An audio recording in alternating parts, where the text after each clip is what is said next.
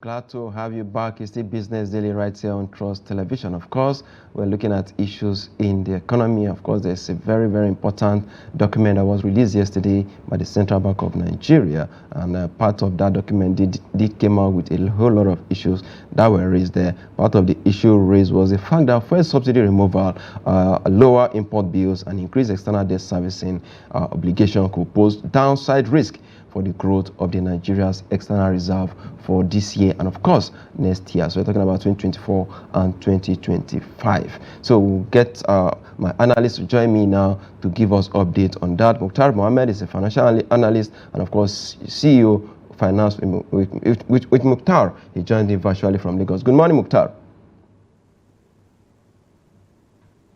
Morning. How are you doing, Yusuf? Yeah, nice to see you again. Mr. Mukthar, do you see this as a complaint coming from the CBN? Well, I didn't see it coming, but again, it's good that the CBN is complaining now. My own side, I thought they told us. That's why I always say I wish the data that they are giving to us is correct because they told us that the FX pressure for refined petroleum product was 40%. I mean, 40% of those that demand for FX normally come because they want to import refined petroleum product. So I'm shocked for CBN to say that unless you're saying that importation of fuel is going to be cheaper than what we have, then that could be ordinary. It should be an advantage because what everybody have said, even the government has said that Dangote refinery coming to stream, we're going to reduce 40% of the FX pressure on the naira, especially the exchange rate between the naira and the dollar. So I'm surprised by that, but again, it could mean many things. It could mean that remember that we are going into the naira to crude deal with Dangote. So I mean, they will not be earning dollars from Dangote; they'll be earning naira. Maybe that's what they are trying to say. So we'll wait and see. Maybe they'll give us further explanation of that. All right, now, but the monetary authority, this supported subsidy removal and of course some policies of the federal government now them turning around now to blame the policies on the current economic woe in Nigeria. Do you think subsidy removal without consultation or planning made the job of both fiscal and monetary authorities difficult for them? That's why I'm a little bit confused. They also, the CBN have always been one of those templates that have been calling for the total removal of subsidy because that also affected the inflow of FX into the economy if you don't remove subsidy. So I don't, like I said, we need a lot of explanation as regard this document. And they're saying that the removal of subsidy is going to reduce FX into the economy. Ordinarily, the removal of subsidy should be a game changer that will bring in more FX. That means we are exporting more refined petroleum product. We're not putting so much pressure on the exchange rate. But like I said, they need to give us explanation because it doesn't really make economic sense for you to say the stoppage of payment of subsidy is going to affect your reserve. And after all, some of the subsidy funds that are being paid were not being paid for you. To you, remember that of recent, even the government were owing, they couldn't pay for some of the best. The NNPC came out and said they were broke and they cannot continue paying subsidy because that also is affecting their operation. So I think they need to come out clear on what they are trying to say. I'm still confused about that. Indeed, well, they need to come out and explain to us. Maybe probably at the next monetary policy committee meeting, we'll get more explanation with regards to this document that came from CBN yesterday. Let's see. There's also a story making the round, allegedly though, that the current CBN governor did promise that he was going to keep Naira at between 700 and 900 naira. But you and I know, as of today, it's over 1,600 naira. Do you think that is part of the reason why he's beginning to complain now? Well, also, at least you can see he has done very well, but he's trying to bring integrity into the FX space. So you could say in that area is trying to do a lot. A lot. We have not seen those wide right tipping, but again, some of his policy were really orthodox. Like you said, we thought at that time the exchange rate should not go between 700 or at worst 900, and we saw them move it from 900. The CBN that moved it from 900 to 1,400 at that time, and we saw that to combat with the with the secondary market. For me, that was really, really a bad move. So when you're looking at it from that point, then Olawumi Cardoso have not done justice to it. I think the bottom line why people think you should bring it. Remember, before now, even the CBN was saying that the exchange rate should not be more than between 700 and 800. And if you look at the tax reform committee, then was saying that by December we're expecting that the exchange rate should be between 700 and 800. Maybe that was that based on the promises that were given by Olawumi Cardoso. But if you ask me, I don't think Cardoso has performed credibly well because. One of the mandate they was given to him was to stabilize the exchange rate, make sure that we get more inflow, make sure we get foreign direct investors into the market. I don't think he has done well in that aspect. My candid opinion, I don't think he has done well because we have seen the naira move from we have 760 when it came into about 1,900. Before we are now hovering between 1,638 and 1,650, which is not good enough. That's has over 100% movement. So he was supposed to stabilize. I don't think he has been able to stabilize it because we have seen liquidity not there, even there in terms of the dollar liquidity. And we've not seen our foreign reserve goes up as it is. So then policy like removal of subsidy, complete removal of subsidy, are supposed to spur this growth and for them to be complaining. That means they need a lot of, they have a lot to tell us. Indeed. And of course, last week as well, the same CBN did supply the secondary market with about $20,000 at the rate of 1,588 naira. And I was wondering, where are we heading to? Well, I think in that aspect, it's all about market forces. I keep saying every time the exchange went to 1,300, yeah, I mean, the CBN was supplying bureau change at 1,200 and is it 290 or whatever. And they were even complaining that that was high because a lot of people were going down. That could have been the game changer, but unfortunately, we didn't take advantage of it. So the CBN trying to intervene in the market, but they are not really intervening to bring down the price as far as I'm concerned. I think the intervention more or less is intervention to add to liquidity rather than to fight the arbitrary rate that the naira has gone below the dollar. I think they are just to maintain stability in terms of liquidity to meet up some of them. And sometimes this their policy come as a regard of pressure. When you see the exchange rate trying to go beyond and people start complaining, then they try to intervene, which is normal, but then they must intervene at the right price. And that is why people like us think that that as it stands that the naira is currently on the value. So what is the true value of the naira? Then intervene based on that value, bring liquidity in the system based on that value, then you crash rate.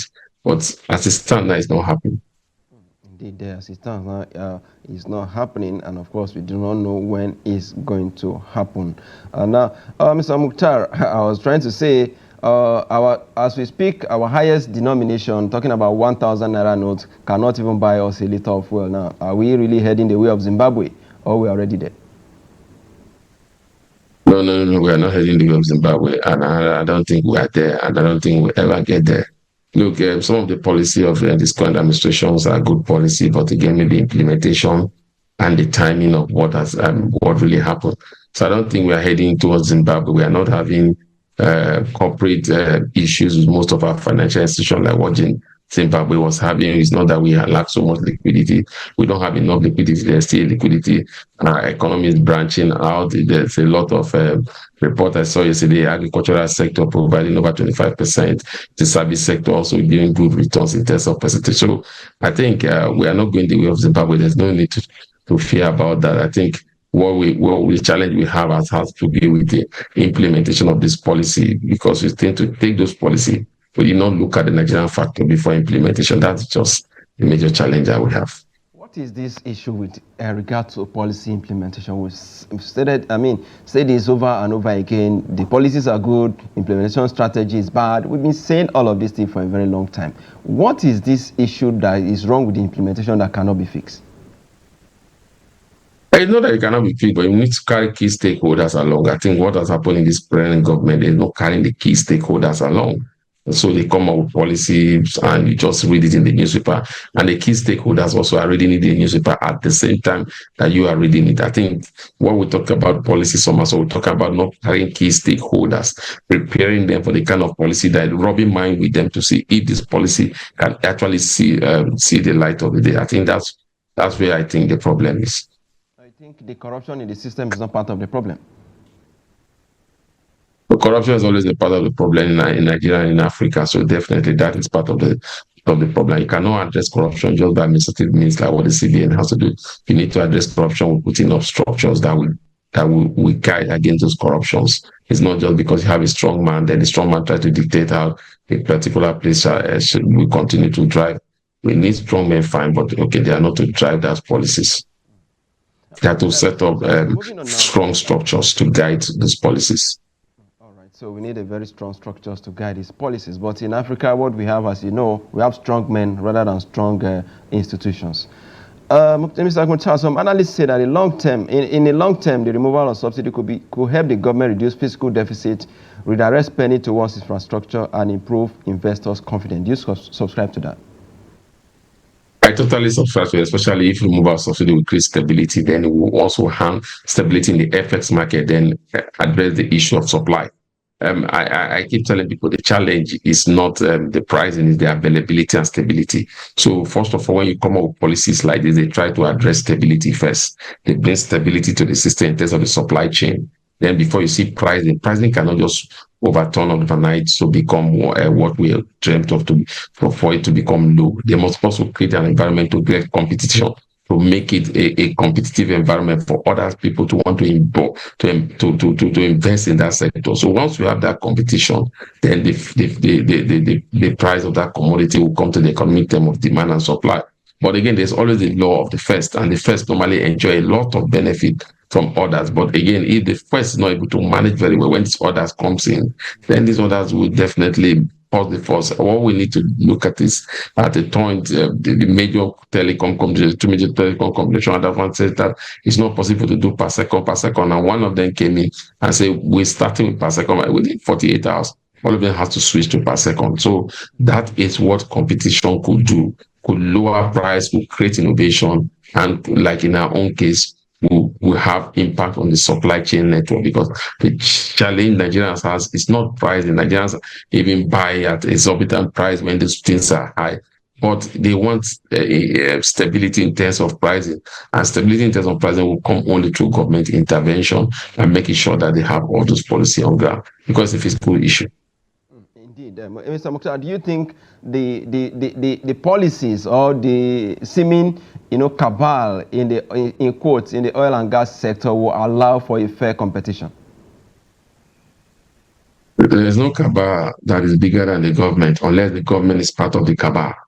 So if the government is not part of the cabal, the government will bring down any cabal. So we've had in there that there's no cabal in the oil industry. Yes, there are cabal, but those cabals are striving on policies of government. So what we need to be come up with a secure policy that will not make them strive, and then they will be out of business, or they will be forced to join the new policy. So it's not a matter of trying to chase calling this a cabal, this is a cabal. No. Every businessman in the world take advantage of the situation on ground. It's left for government to cover those loopholes and create that enabling environment to create competition, not just going after one saying, oh, we are doing business not by the rule. No, definitely the first rule of business, try to do it, don't do the norms, do the abnorm, so that you can grow. So it's a challenge. Indeed, it's a challenge. Mr. Mukthar, we talked about Dangote refinery earlier, that with the Dangote refinery coming up on stream, the FX demand for Nigeria will be reduced by at least 40%. And I can imagine what will happen if Warri, Port Harcourt, and of course, Kaduna refineries are actually working at the same time. Well, that would be a total downward trend of the exchange rate between the Naira and the dollars. And again, that will create more competition. Won't be seeing that NNPC saying that Dangote is selling at this rate, and so they have to sell higher than what they even bring in just when they import. So there's a lot that is not clear about what type of agreement has been made in the short term. We know the Naira swap deal, which maybe the Naira to crude swap deal, which comes effect in October. So what is the exchange rate higher now? That's why the price has gone up. Are you subsidizing even at the 900? Those are part of the questions that need answers. Like somebody jokingly said that your life should not be like NNPC that have three refineries, and at the day is a distributor. you can imagine that I have 3 refineries that's supposed to be producing something, and then I'm going to one that have 1 refinery to become a distributor. There is no trying to catch up the market to become monopoly of the market. It's the non-availability of that product in my own refinery. So I think the NNPC must learn fast and also come in, be a key player like what we expect them to do, like what we've seen in Saudi Arabia, Aramco, and other bigger oil companies in the world. Yeah, you talk about Aramco, and also the Petrobras is also a very, very strong one as well. Do you think there's an unseen hand controlling NNPC? Well, I'm not in NNPC, and NNPC have told us time with that number that there's no any unseen hand. The president giving them total control of the NNPC despite being a minister. So I don't want to dabble into what I don't know. But again, when you look at their policy left, right, and center, you always begin to think that there's an unseen hand that is dictating the pace in that place. Well, it's NNPCL now, as it is, supposed to be listed on the NJS. A lot of people are calling for the government to list NNPCL. Up to now, nothing has been done in that direction. But it's surprising. Dangote since we've been listed by first quarter of the year, and NNPCL that have been there for a while as well. So that's the challenge that we've said. Now, if NNPCL want to be listed in the SNS, there are rules and regulations. Corporate governance is one of the rules. Is NNPCL a corporate governance institution? All you need to do is to look at the auditor report, what they have done. There's no clarity in some of the expenditure and that. So when you become a public company, you are not asked, you have no option but to open up your books for others to see. I think that is my own is the greatest challenge. Why NNPC have not been able to come to the market, because any investor want to know how interested investors are in investing in you before you buy a stake in your company. Well, still speaking to the CBN report yesterday on monetary credit and foreign trade, and of course exchange rate policy guidelines for 2024-2025. Let me say that the outlook for Nigeria's external sector in 2025 is optimistic on the expectation of favorable terms of trade, occasioned by sustained rally in crude oil prices and improvement in domestic crude oil production as well. This is based on assumption, Mukthar, Nigeria is not in control of any of these variables. Are we?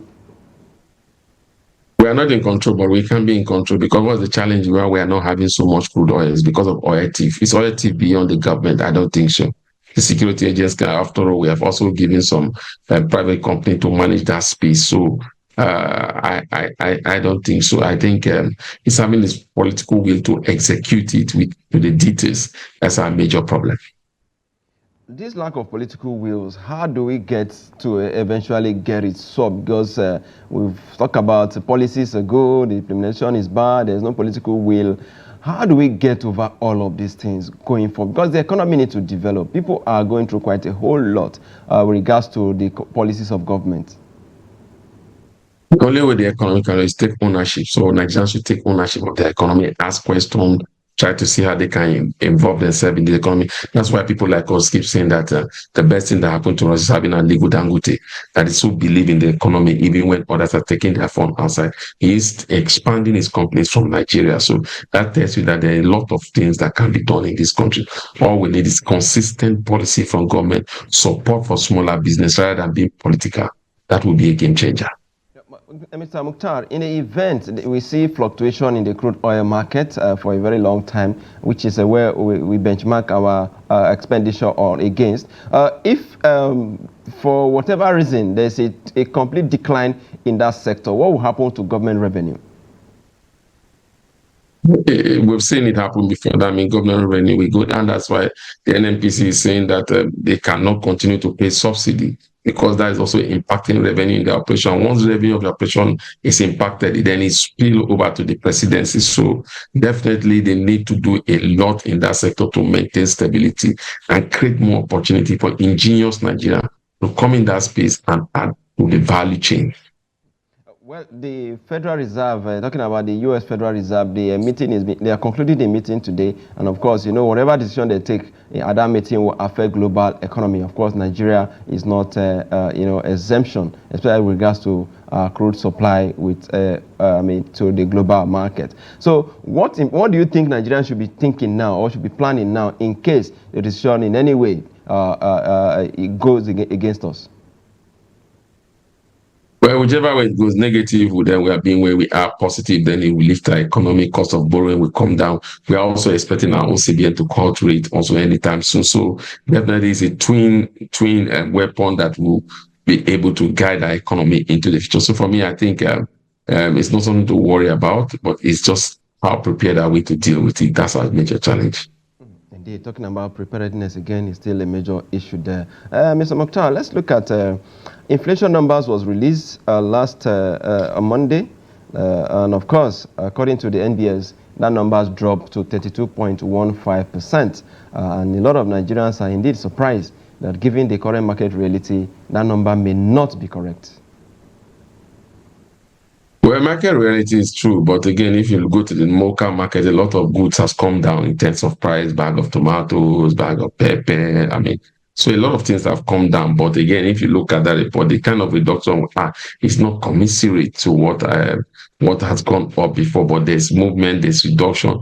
Remember again that we are still waiting for the removal of a tariff on some of these household items 2 months after. So when that is done, definitely you see the impact on businesses. So yes, inflation has a major grip in our economy, but it seems to be losing its grip in our economy now. And then we need to start into it and begin to see in the terms of goods and services come that look, Yusuf, it's not easy for you to just bring goods and services down immediately after you said, okay, even when you say there's no payment of tariff, you should always remember that some of these guys buy this, some of these goods at a very high rate. And you know that the earning ability of the average Nigerian is still low. So they tempt not to buy as much as they used to buy. So I don't think that space is anything to really say, okay, you're worried about that space. No, we need to do what we ought to do so that they can also develop and be a key player in Nigerian oil sector too. All right, talking about being a key player in key players in Nigerian oil and gas sector, the reaction to the policies has not really been positive, especially with Nigerians, going through a whole lot. Should government policies not supposed to be in favor of the citizen? Well, sometimes government policy don't all have to favor citizens, especially when you have a long-time value for it. When you look at subsidy have not favored us. Subsidy have depreciated and reserve have made our petrol non-available. So we need to do away with that. But in doing away with that, we must be transparent in trying to make the people see why we are doing it and what these savings are and what they will be embarking upon to use those savings to do. That will help even other people begin to see value in that. So the major problem in Nigeria is that there is no communication as regards policy. Decisions are taken based on emotion rather than basing it on strategy. So that for me is the major challenge with the Nigerian economy. All right, Mr. Mukthar, hold your thought there. When we come back from this short break, we're going to look at the stock market as it is for today. Don't go away.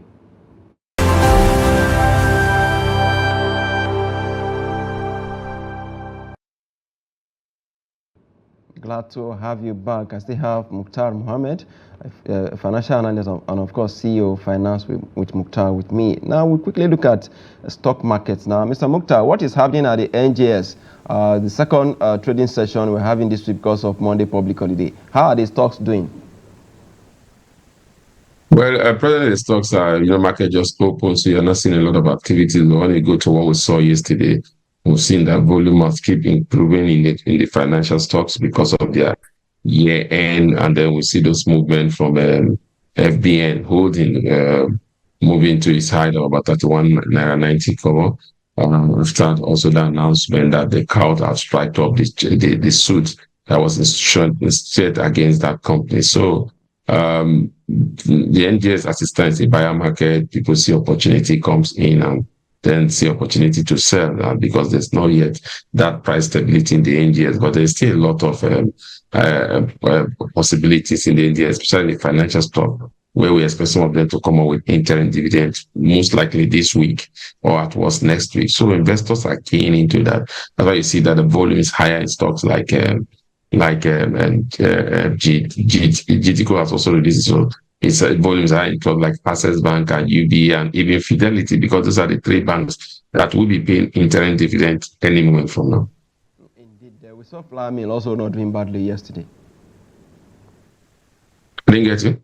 We saw Flour Mill, Nigerian PLC, doing so great yesterday. What is making that stock to be so attractive to investors at this time? I didn't get you. Please can you come again? I didn't hear you.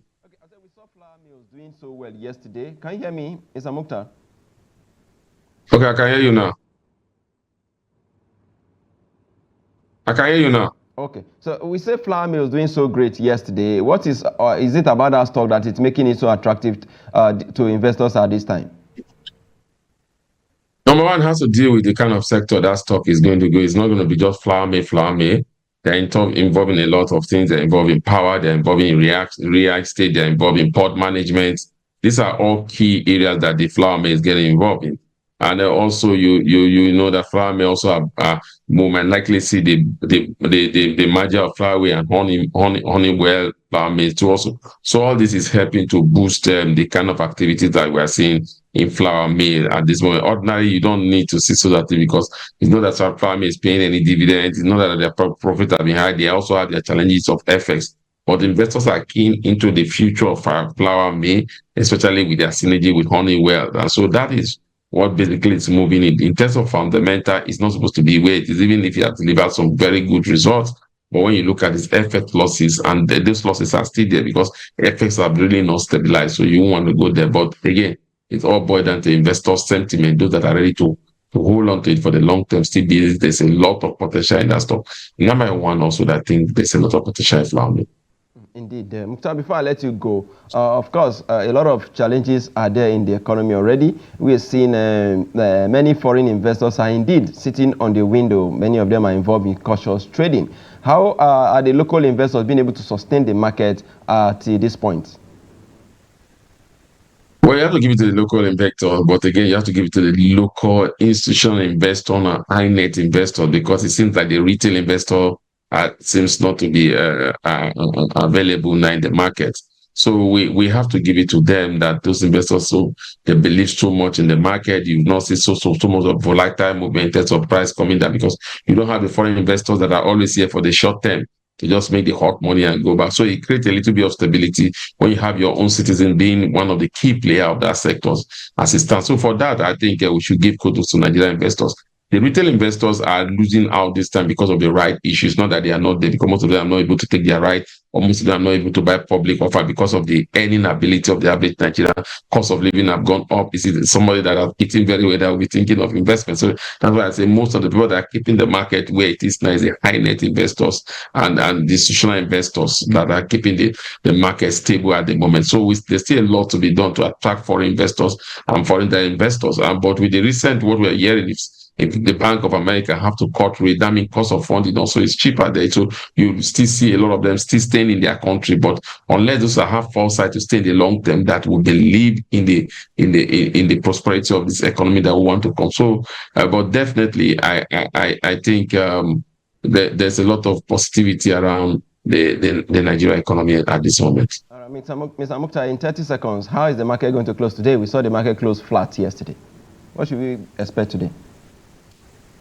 Well, as it started very slow. I don't expect the market to close very flat. I think the bull may have the day, but if likely it's going to be maybe a slender one, especially what we are seeing in flour mill at this moment. And if we have able to get those results from those banks, especially the three banks that I mentioned, Fidelity, we have UP, and also Access Bank. Once this result comes in, we'll see the impact of the market, just like we saw the impact of the result of GTCO on GTCO shares that has moved to 46 naira 60 kobo for the first time for a long time. So definitely, once the result comes in and they are able to meet investors' expectation, you see the market goes up. So I believe that the market may grow positively because of the positivity around expectation for this result, and the reality that this result will not be as bad as anyone would think, especially when you have seen Zenith and GTCO come in. You know that UBA, Access, and even Fidelity will follow suit with paying of good dividends. All right. Words of optimism there from Mukthar Muhammed, financial analyst, and of course CEO of Finance with Mukthar. I must thank you for your time on Business Daily today. Thank you for having me, Yusuf. Thank you. All right. With that is a wrap on the show today. We'll be back again tomorrow. I am Yusuf Akogu.